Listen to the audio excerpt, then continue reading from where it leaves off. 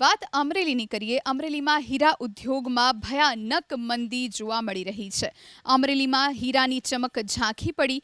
અમરેલી જિલ્લામાં હીરાના નાના મોટા 500 એકમો આવેલા છે। હાલ તો અહીં રત્નકલાકારો અને કારખાનેદારો ભયંકર મંદીનો સામનો કરી રહ્યા છે।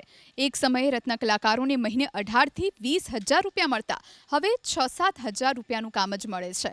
સુરેશભાઈ ચુડાસમા નામના રત્નકલાકાર હાલ ખેતી કરી પરિવારનું ગુજરાન ચલાવી રહ્યા છે। હીરા ઉદ્યોગકારના મતે રશિયા યુક્રેન યુદ્ધના કારણે મંદીનો સામનો કરવો પડી રહ્યો છે। આ 4 વર્ષ એવી બંદી છે। પહેલાં અમારે કામ 15-20 હજારના કામ થતા, 3 વર્ષથી અમારે માંડ 10 હજારના કામ થાય છે। અમે ઘરમાં 5 સભ્ય છે અને કામ થતું નથી એટલે માંડ પૂરું પડે છે। પણ હવે એવી મુશ્કેલી આવી ગઈ છે। 6 મહિનાથી આ રશિયા અને યુક્રેનનું યુદ્ધ ચાલે છે। એના માટે અમે કામે બેસવી પણ હીરા મળે નહીં એટલે કામ થાય નહીં।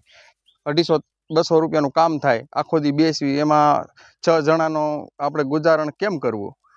એના માટે હું જો ક્યારેક ખેતમાં મજૂરી આવ્યો છું, 300 રૂપિયા મજૂરી આપે છે અને પાણી વાળું છું ખેતમાં। પરિસ્થિતિ એવી છે કે યુક્રેન અને રશિયાનું યુદ્ધ ચાલુ થયું એના 2 વર્ષ ઉપર થઈ ગયું, એટલે એની પછી પાછું ઇઝરાયલનું યુદ્ધ ચાલુ થયું, એટલે હીરાની ધંધાની પરિસ્થિતિ બહુ ખરાબ, અતિમાં અતિ ભયંકર ખરાબ થઈ ગઈ છે।